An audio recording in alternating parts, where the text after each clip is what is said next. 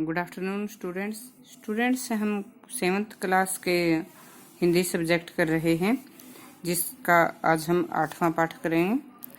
पाठ है श्याम एक किसान। ये एक कविता है जो सर्वेश्वर दयाल सक्सेना द्वारा रचित है।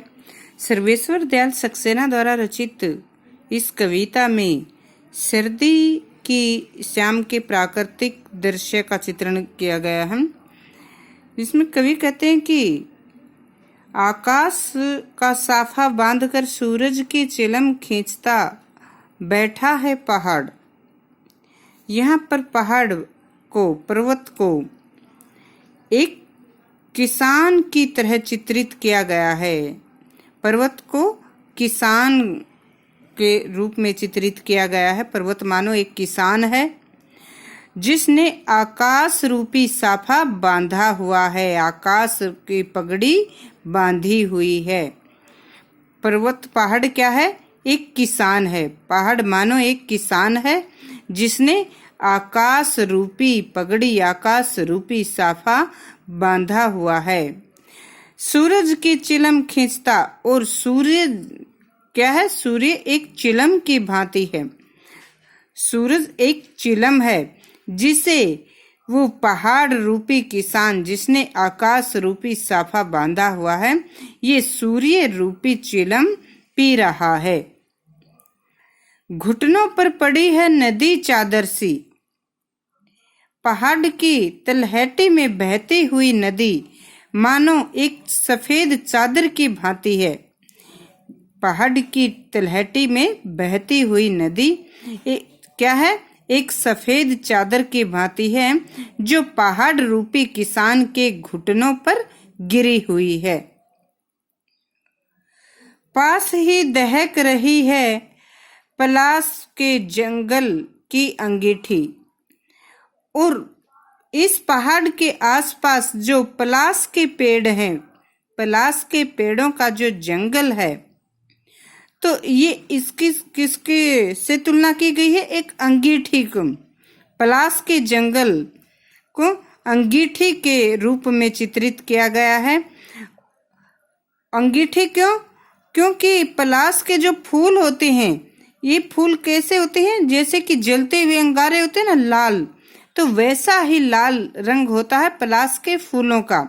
तो पलाश के जंगल एक अंगीठी की भांति हैं और उनके फूल क्या हैं? जलते हुए अंगारे। तो क्या कहते हैं कवि कि पलाश के जंगल की अंगीठी अंधकार दूर पूरव के सिमटा बैठा है भेड़ों के गले सा।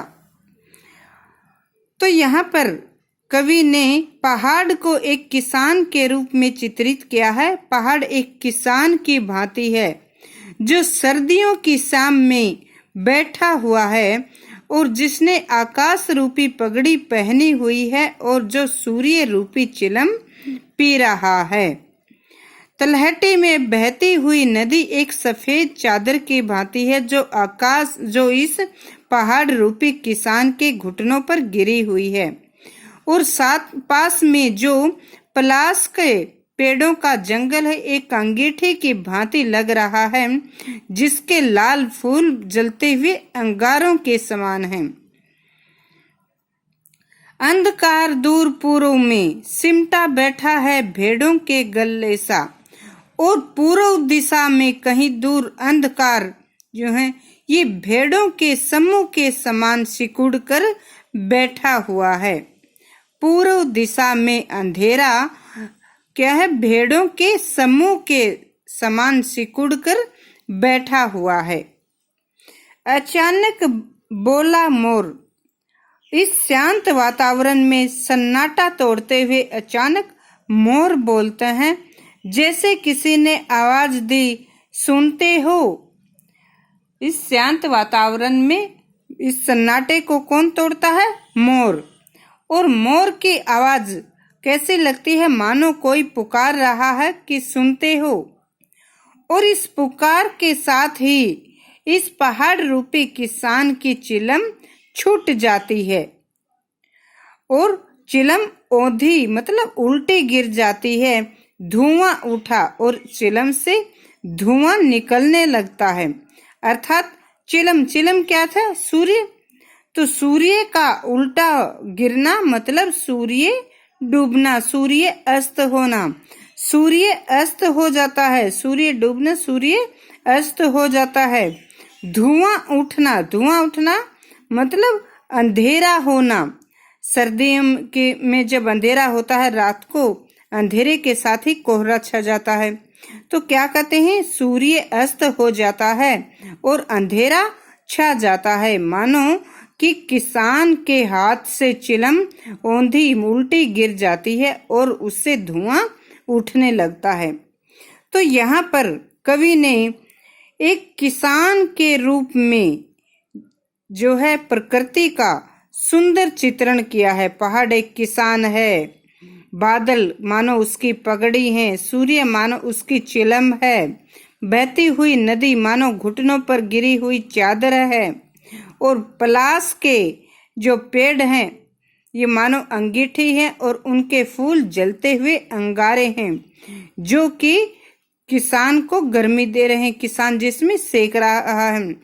और मोर की आवाज से जैसे ही किसान की चिलम हाथ से छूटती है मानो सूर्य अस्त हो जाता है। सूर्य का अस्त होना मानो किसान की चिलम का औंधा उल्टा गिरना और चिलम से धुआं निकलता है अर्थात अंधेरा हो जाता है।